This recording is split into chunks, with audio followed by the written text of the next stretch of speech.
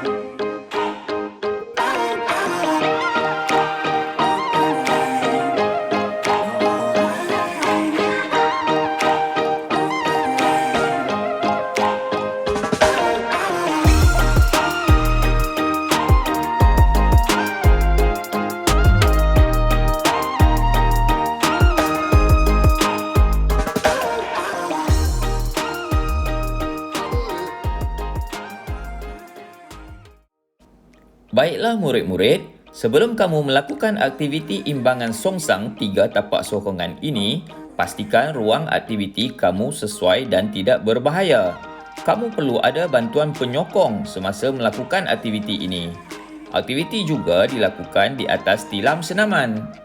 Seterusnya, saya rasa setakat ini sahaja pertemuan kita pada minggu ini. Jangan lupa, selamat belajar dan selamat beramal.